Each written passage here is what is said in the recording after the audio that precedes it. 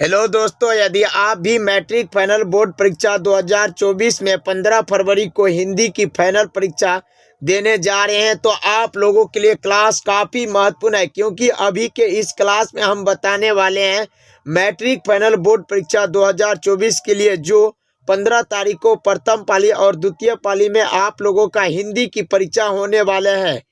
तो उसके लिए हिंदी के 50 वायरल ऑब्जेक्टिव क्वेश्चन अभी के इस क्लास में हम बताने वाले हैं। आप लोगों से रिक्वेस्ट है कि आप लोग क्लास में अंत तक बने रहिएगा। आप लोगों का विषय कोड यही रहने वाला 101 और आपको जो है समय आपको 3 घंटा 15 मिनट दिया जाएगा और कुल प्रश्नों की संख्या जो 106 रहेगा और 100 ऑब्जेक्टिव क्वेश्चन मिलेंगे जिनमें से 50 प्रश्न को आपको आंसर देना है। तो चलिए वीडियो को स्टार्ट करते हैं। अगर आप हमारे चैनल पर नए हैं तो चैनल को सब्सक्राइब करके बेल आइकन को जरूर ऑल प्रेस कर लीजिए ताकि हमारे लेटेस्ट वीडियो का नोटिफिकेशन आप तक जरूर पहुंचे। तो चलिए फर्स्ट क्वेश्चन को देखते हैं।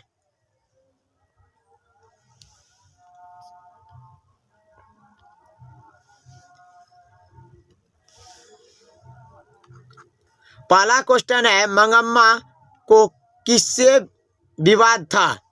बेटे से या बहू से या पोते से या सास से? तो मंगम्मा को किससे विवाद था? तो इसका करेक्ट आंसर हो जाएगा ऑप्शन नंबर बी यानी बहू से। आइए अगला क्वेश्चन 2 नंबर प्रश्न को देखते हैं प्यारे बच्चों। 2 नंबर प्रश्न है आपका,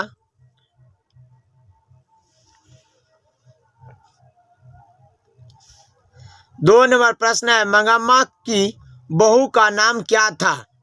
इसका करेक्ट आंसर हो जाएगा ऑप्शन नंबर बी यानी नजम्मा। ऑप्शन नंबर बी सही हो जाएगा। आइए अगला क्वेश्चन 3 नंबर प्रश्न को देखते हैं। 3 नंबर प्रश्न है, मंगम्मा किस भाषा की कहानी है? तो इसका करेक्ट आंसर हो जाएगा ऑप्शन नंबर डी हो जाएगा करेक्ट आंसर, कन्नड़ भाषा। ऑप्शन नंबर डी बिल्कुल सही हो जाएगा। इसे भी आप लोग अच्छी तरह से याद रखें। आइए प्यारे बच्चों अगला प्रश्न चौथा प्रश्न को देखते हैं। चौथा प्रश्न है, दही वाली मंगम्मा शीर्षक पाठ में बहू ने सास से समझौता क्यों कर लिया? डर से या प्रेम से या मजबूरी से या शौक से? इसका सही करेक्ट आंसर हो जाएगा ऑप्शन नंबर यानी डर से। ऑप्शन नंबर ए बिल्कुल सही हो जाएगा। आइए अगला क्वेश्चन 5वां प्रश्न को देखते हैं। 5वां प्रश्न है, ढहते विश्वास कहानी का कहानीकारक कौन है? इसका सही आंसर हो जाएगा ऑप्शन नंबर सी यानी 7 कोड़ी। ऑप्शन नंबर सी सही हो जाएगा। इसे भी आप लोग अच्छी तरह से याद रखें। आइए अगला क्वेश्चन 6 नंबर प्रश्न को देखते हैं। तो प्यारे बच्चों 6 नंबर प्रश्न है आपका, लक्ष्मण कहाँ नौकरी कर रहा था? लक्ष्मण कहाँ नौकरी कर रहा था? तो इसका करेक्ट आंसर हो जाएगा ऑप्शन नंबर ए यानी कोलकाता। आप लोग इसे भी आप लोग अच्छी तरह से याद रखिएगा। आइए अगला प्रश्न 7वां प्रश्न को देखते हैं। 7वां प्रश्न है, खून की सहगाई किनकी प्रसिद्ध कहानी है? इसका सही आंसर हो जाएगा ऑप्शन नंबर बी ईश्वर पेटलीकर की यानी ऑप्शन नंबर बी सही हो जाएगा। इसे भी आप लोग अच्छी तरह से याद रखिएगा। आइए अगला क्वेश्चन 8वां प्रश्न को देखते हैं जो कि काफी वीवीआई ऑब्जेक्टिव क्वेश्चन है 15 फरवरी के लिए। 8वां प्रश्न है, ईश्वर पेटलीकर किस भाषा के कथाकार या लेखक है? इसका सही आंसर हो जाएगा ऑप्शन नंबर सी यानी Gujarati. Option number C correct answer हो जाएगा। इसे भी आप लोग अच्छी तरह से याद रखिएगा। आइए अगला प्रश्न 9 नंबर प्रश्न को देखते हैं। लेखक बेरोजगारी का प्रमुख और प्रत्यक्ष कारण किससे मानते हैं? तो इसका सही आंसर हो जाएगा ऑप्शन नंबर सी यानी जाति प्रथा को। जाति प्रथा के लेखक कौन है? तो बाबा साहब भीमराव अंबेडकर। आप लोग इसे भी अच्छी तरह से याद रखिएगा। यानी लेखक बेरोजगारी का प्रमुख और प्रत्यक्ष कारण किससे मानते हैं? तो आप लोग याद रखिएगा ऑप्शन नंबर सी यानी जाति प्रथा को। आइए अगला क्वेश्चन प्यारे बच्चों देखते हैं, 10 नंबर है। 10 नंबर प्रश्न है, मानव मुक्ति के योद्धा किसे कहा गया है? इसका सही आंसर हो जाएगा ऑप्शन नंबर सी यानी भीमराव अंबेडकर। आप लोग भीमराव अंबेडकर का जन्म और मृत्यु याद रखिएगा, ये भी काफी वीवीआई ऑब्जेक्टिव क्वेश्चन है। आइए अगला क्वेश्चन 11 नंबर प्रश्न देखते हैं, मदन किसका पुत्र था? तो मदन किसका पुत्र था? तो इसका करेक्ट आंसर हो जाएगा यानी इसका करेक्ट आंसर हो जाएगा ऑप्शन नंबर बी यानी गिरधर का। ऑप्शन नंबर बी सही हो जाएगा। आइए अगला क्वेश्चन 12 नंबर प्रश्न को देखते हैं। 12 नंबर प्रश्न है आपका, मदन ने कासू को कितने दांत तोड़ डाले? इसका सही आंसर हो जाएगा ऑप्शन नंबर सी यानी 2 दांत। ऑप्शन नंबर सी सही हो जाएगा, इसे भी आप लोग अच्छी तरह से याद रखिएगा। आइए अगला क्वेश्चन 13 नंबर प्रश्न को देखते हैं। 13 नंबर प्रश्न है आपका, मैं तो खोखा को इंजीनियर बनाने जा रहा हूँ, यह कथन किसका है? सेन साहब का या मिस्टर सिंह का या गिरधर लाल का या मुखर्जी साहब का? इसका करेक्ट आंसर हो जाएगा ऑप्शन नंबर ए यानी सेन साहब का। ऑप्शन नंबर ए बिल्कुल सही हो जाएगा, इसे भी आप लोग अच्छी तरह से याद रखिएगा। आइए अगला क्वेश्चन 14 नंबर प्रश्न को देखते हैं। 14 नंबर प्रश्न है, मैक्स मुलर का जन्म कब हुआ? आपको आंसर दिया, ऑप्शन दिया है 6 सितंबर 1827। ऑप्शन बी में है 6 अक्टूबर 1827। ऑप्शन सी में दिया है 6 नवंबर 1827। ऑप्शन डी में दिया है 6 दिसंबर 1827। तो मैक्स मुलर का जन्म कब हुआ है? 14 का करेक्ट आंसर हो जाएगा ऑप्शन नंबर डी यानी 6 दिसंबर 1823 ईस्वी में। याद रखिएगा option number D correct answer है। आइए अगला प्रश्न को देखते हैं। 15 नंबर क्वेश्चन है आपका। 15 नंबर प्रश्न है आपका, भारत से हम क्या सीखे? भारत से हम क्या सीखे यह क्या है? निबंध किस विधा में आता है? आपको विधा पूछा रहा है, निबंध है या कहानी है या भाषण है या व्यक्ति चित्र है? तो इसका करेक्ट आंसर हो जाएगा ऑप्शन नंबर सी यानी भाषण। ऑप्शन नंबर सी याद रखिएगा और भाषण है। भारत से हम क्या सीखे, ये तो यह क्या है? तो यह भाषण है। ऑप्शन नंबर सी सही हो जाएगा। आइए अगला क्वेश्चन 16 नंबर प्रश्न है आपका, 3 बेटे की माँ है, इनमें 3 बेटे की माँ कौन है? तो इसका करेक्ट आंसर हो जाएगा सीता। सीता को जो है 3 बेटे थे। कितने बेटे थे? तो 3 बेटे यानी 3 बेटे थे। इसका करेक्ट आंसर हो जाएगा ऑप्शन नंबर बी। इसे भी आप लोग अच्छी तरह से याद रखिएगा। आइए अगला क्वेश्चन 16 नंबर प्रश्न को देखते हैं। धरती कब तक घूमेगी शीर्षक कहानी का प्रमुख पात्र कौन है? धरती कब तक घूमेगी शीर्षक कहानी के प्रमुख पात्र कौन है? इसका करेक्ट आंसर हो जाएगा 16 का, इसका करेक्ट आंसर हो जाएगा ऑप्शन नंबर डी यानी सीता। ऑप्शन नंबर डी सही हो जाएगा, इसे भी आप लोग अच्छी तरह से याद रखिएगा। आइए अगला क्वेश्चन 17 नंबर प्रश्न को देखते हैं, जो कि काफी वीवीआई ऑब्जेक्टिव क्वेश्चन है, काफी महत्वपूर्ण क्वेश्चन है। 17 नंबर प्यारे बच्चों देखते हैं। 17 नंबर पर है आपका, ऐसा एस रंगराजन किस लेखक का पूरा नाम है? तो इसका करेक्ट आंसर हो जाएगा ऑप्शन नंबर सी सुजाता का। 17 का आंसर हो जाएगा ऑप्शन नंबर सी यानी सुजाता का। ऑप्शन सही हो जाएगा यानी सुजाता। एस रंगराजन किस लेखक का पूरा नाम है? तो ऑप्शन नंबर सी यानी सुजाता का। आइए अगला क्वेश्चन 18 नंबर प्रश्न को देखते हैं।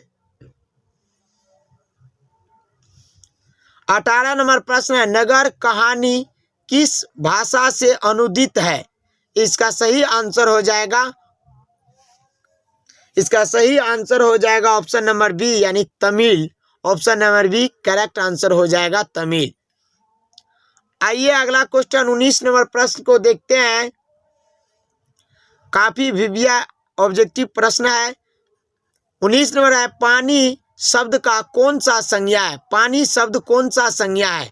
इसका सही आंसर हो जाएगा ऑप्शन नंबर बी यानी द्रववाचक संज्ञा। पानी जो है वाचक है, द्रववाचक, क्योंकि नापा या तोला जा सकता है, इसलिए इसका करेक्ट आंसर हो जाएगा ऑप्शन नंबर बी, याद रखिए। आइए अगला क्वेश्चन 20 नंबर प्रश्न को देखते हैं। 20 नंबर प्रश्न है आपका, प्यारे बच्चों, सर्वनाम के कितने प्रकार है? सर्वनाम कितने प्रकार होते हैं या भेद होते हैं? तो आप लोग याद रखिएगा, इसका 6 भेद होते हैं। Option number C correct answer हो जाएगा। आइए अगला प्रश्न 21 नंबर प्रश्न को देखते हैं।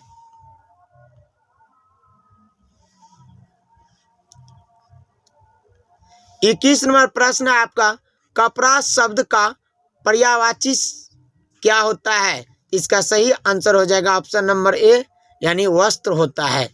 आइए अगला क्वेश्चन 22 नंबर प्रश्न को देखते हैं।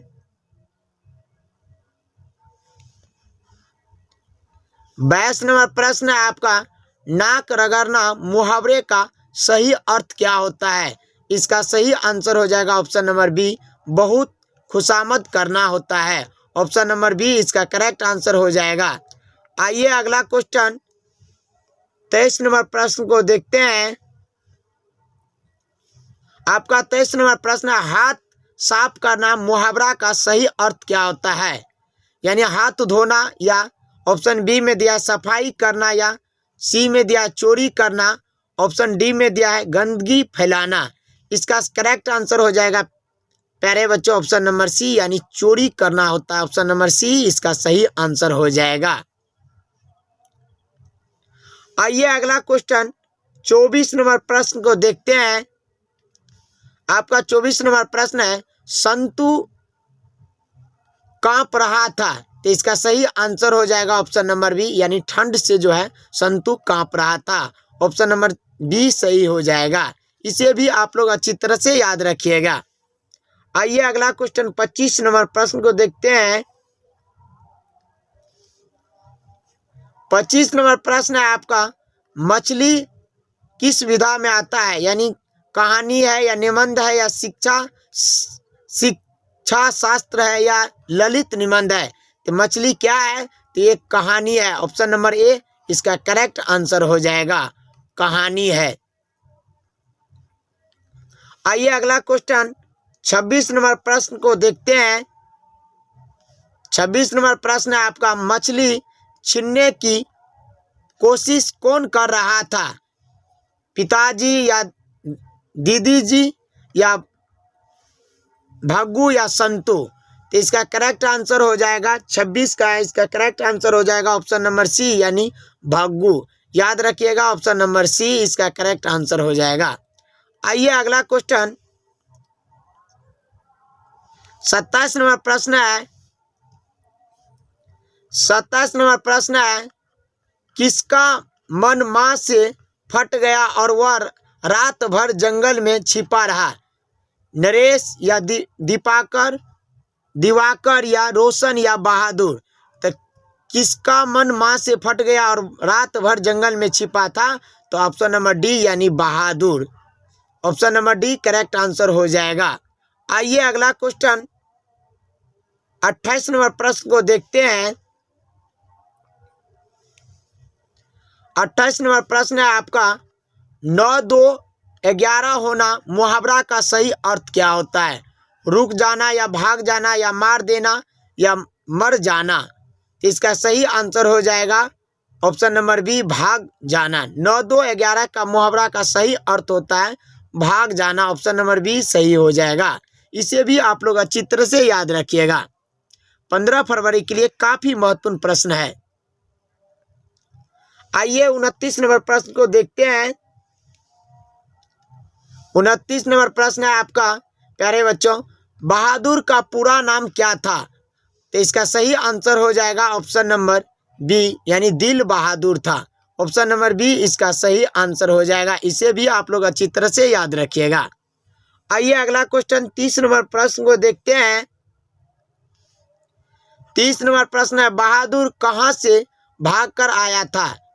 तो इसका सही आंसर हो जाएगा ऑप्शन नंबर डी, यानी नेपाल से बहादुर भागकर आया था। ऑप्शन नंबर डी, बहादुर कहां से भागकर आया था?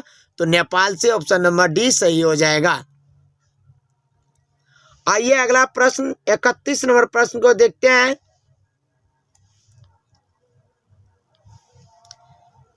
31 नंबर प्रश्न है, प्यारे बच्चों, बहादुर अपने घर से क्यों भाग गया था?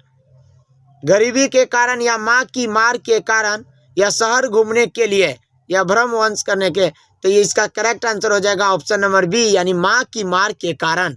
आप लोग याद रखिएगा ऑप्शन नंबर बी, यानी माँ की मार के कारण।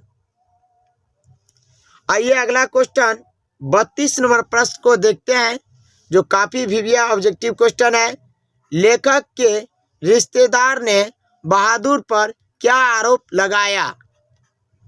तो ऑप्शन नंबर ए है पैसे चुराने का आरोप। ऑप्शन नंबर ए सही हो जाएगा। इसे भी आप लोग अच्छी तरह से याद रखिएगा, यानी पैसे चुराने का आरोप लगाया था। आइए अगला क्वेश्चन 33 नंबर प्रश्न को देखते हैं। 33 नंबर प्रश्न है आपका, पंडित बिरजू महाराज का जन्म कहाँ हुआ था? तो इसका सही आंसर हो जाएगा ऑप्शन नंबर ए में है इलाहाबाद, ऑप्शन बी में है लखनऊ, ऑप्शन सी में है कानपुर, ऑप्शन डी में है पटना। तो पंडित बिरजू महाराज का जन्म कहाँ हुआ था?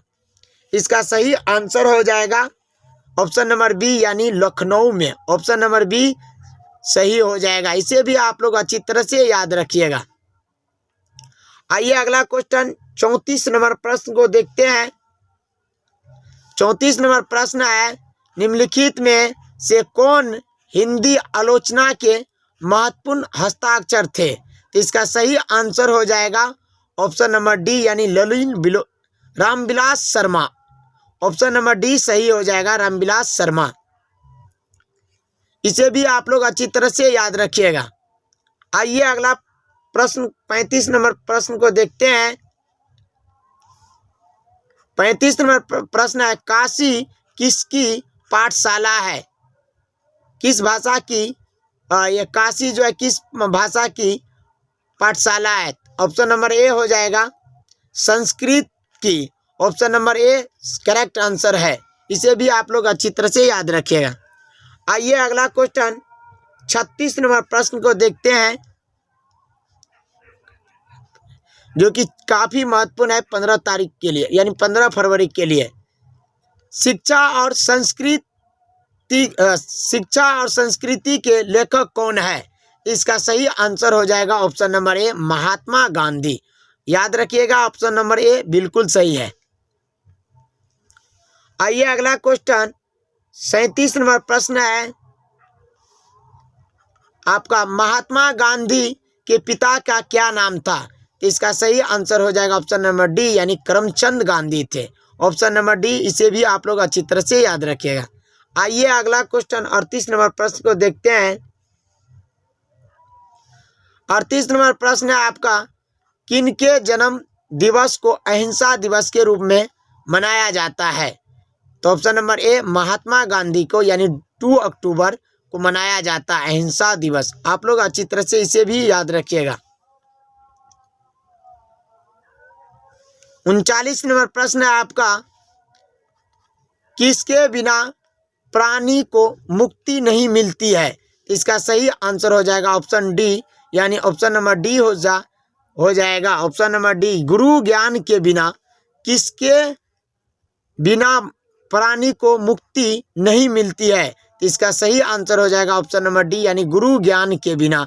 आप लोग अच्छी तरह से याद रखिएगा।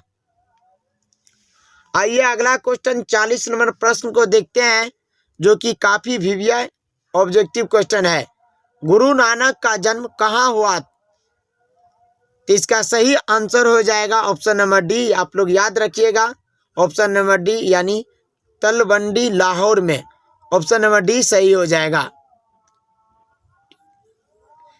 आइए अगला क्वेश्चन 41 नंबर प्रश्न को देखते हैं। 41 नंबर प्रश्न है, प्रेम घन का जन्म कहाँ हुआ? इसका सही आंसर हो जाएगा ऑप्शन नंबर बी 1855 ईस्वी में। ऑप्शन नंबर बी सही हो जाएगा। प्रेम घन का जन्म कब हुआ? तो इसका सही आंसर हो जाएगा ऑप्शन नंबर बी 1855 ईस्वी में। आइए अगला क्वेश्चन 42 नंबर प्रश्न को देखते हैं, जो कि काफी विविध क्वेश्चन है। निम्न में से रामधारी सिंह दिनकर की रचना कौन है? इसका सही आंसर हो जाएगा ऑप्शन नंबर डी हुंकार। ऑप्शन नंबर डी, इसे भी आप लोग अच्छी तरह से याद रखिएगा। आइए अगला क्वेश्चन 43 नंबर प्रश्न को देखते हैं। 43 नंबर प्रश्न है, नागरी लिपि शीर्षक पाठ किस पुस्तक से लिया गया है? इसका सही आंसर हो जाएगा ऑप्शन नंबर बी, यानी भारतीय लिपियों की कहानी। ऑप्शन नंबर बी सही आंसर है। इसे भी आप लोग अच्छी तरह से याद रखिएगा। आइए अगला क्वेश्चन 44 नंबर प्रश्न को देखते हैं। 44 नंबर प्रश्न है, हिरोशिमा किस देश में स्थित है? इसका सही आंसर हो जाएगा ऑप्शन नंबर सी, यानी जापान देश में स्थित है। आइए अगला क्वेश्चन 45 नंबर प्रश्न को देखते हैं। 45 नंबर प्रश्न है आपका, रामधारी सिंह दिनकर कहाँ के रहने वाले थे? यानी इसका सही आंसर हो जाएगा ऑप्शन नंबर डी, यानी बिहार के बेगूसराय के रहने वाले हैं। आइए अगला क्वेश्चन 46 नंबर प्रश्न है। 46 नंबर प्रश्न है आपका, चौक का उच्चारण किस स्थान से होता है? चौक का उच्चारण किस स्थान पर होता है? तो इसका सही आंसर हो जाएगा ऑप्शन नंबर सी, यानी तालु से होता है। इसे भी आप लोग अच्छी तरह से याद रखिएगा। आइए अगला क्वेश्चन 47 नंबर प्रश्न को देखते हैं, जो कि काफी वीवीआई ऑब्जेक्टिव क्वेश्चन है। आइए 47 नंबर प्रश्न, हिंदी भाषा किस लिपि में लिखी जाती है? तो आप लोग याद रखिएगा देवनागरी लिपि। Option number B correct answer हो जाएगा। आइए अगला क्वेश्चन 48 नंबर प्रश्न को देखते हैं। 48 नंबर प्रश्न है, संज्ञा के कितने भेद होते हैं? संज्ञा के कितने भेद होते हैं? इसका सही आंसर हो जाएगा ऑप्शन नंबर सी, यानी 5 भेद होते हैं। कितने भेद होते हैं? इसे भी आप लोग अच्छी तरह से याद रखिएगा, 5 भेद होते हैं। आइए अगला क्वेश्चन 49 नंबर है। 49, इज्जत शब्द कौन सा लिंग है? तो इसका सही आंसर हो जाएगा ऑप्शन नंबर सी, यानी स्त्रीलिंग है। Option number A correct answer हो जाएगा। आइए अगला प्रश्न 50 नंबर प्रश्न को देखते हैं, जो कि लास्ट प्रश्न है। वह देखता है किस काल का, वह देखता है या वह किताब देखता है किस काल का उदाहरण है? तो इसका सही आंसर हो जाएगा वर्तमान काल है, क्योंकि किताब देखता है वर्तमान काल। ऑप्शन नंबर ए बिल्कुल सही हो जाएगा।